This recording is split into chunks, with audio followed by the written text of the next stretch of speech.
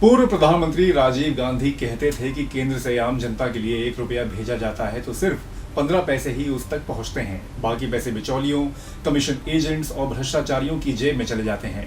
ये हालात बदले और सरकारी योजनाओं का लाभ सीधे आम जनता तक पहुंचे, इसके लिए प्रधानमंत्री नरेंद्र मोदी ने सत्ता संभालते ही 15 अगस्त 2014 को लाल किले से प्रधानमंत्री ने जन धन योजना का ऐलान किया था। 28 अगस्त 2014 को पूरे देश में इस योजना का शुभारंभ किया गया।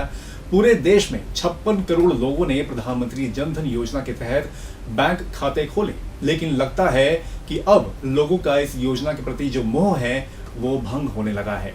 आपको जानकर हैरानी होगी कि लगभग 25% यानी कि लगभग 14 करोड़ खाते डोरमेंट हो चुके हैं।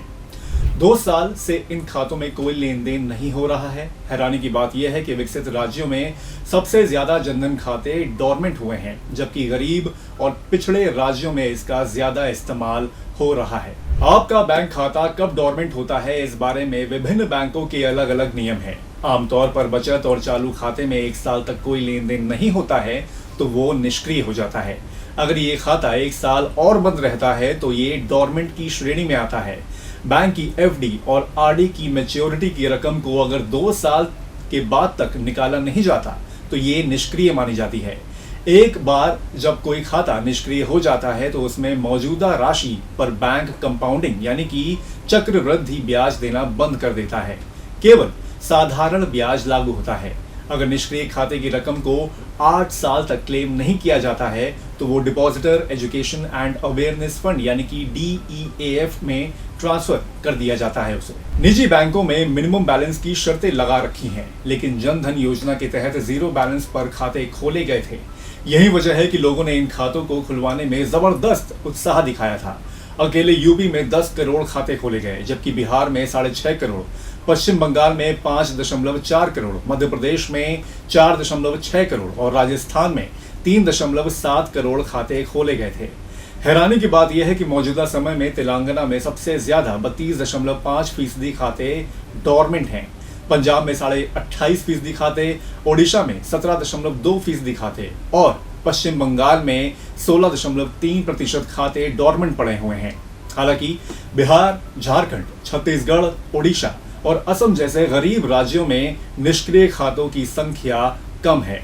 योजना का सबसे बड़ा असर ग्रामीण भारत में दिखता है। हिमाचल प्रदेश में 91.5% जनधन खाते गांवों और छोटे कस्बों की शाखाओं में हैं। झारखंड में 83% खाते, जम्मू कश्मीर में 80.5%, ओडिशा में 78.6% और असम में भी 78.4% से ज्यादा खाते ग्रामीण इलाकों में खुले हैं, जबकि राजधानी दिल्ली में सिर्फ 9% खाते गांवों से जुड़े हैं। अगर जनसंख्या के हिसाब से देखें तो असम सबसे ज्यादा जनधन खाते यहाँ पर खुले हुए हैं। असम की 69% आबादी जनधन खातों से जुड़ी है। छत्तीसगढ़ की 59.6% आबादी, पश्चिम बंगाल की 54.3% आबादी, उसके बाद उड़ीसा की 52.4% आबादी और मध्य प्रदेश की 51.8% आबादी जनधन खातों से जुड़ी हुई है।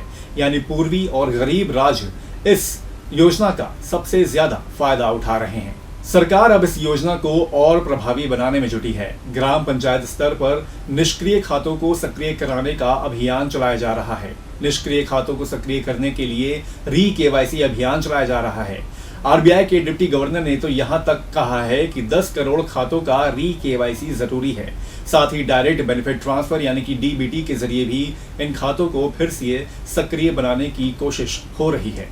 तो फिर साफ है, जन धन योजना गरीब और ग्रामीण इलाकों में तो बड़ी राहत साबित हुई है, लेकिन विकसित राज्यों में इसका असर उतना नहीं दिख रहा है।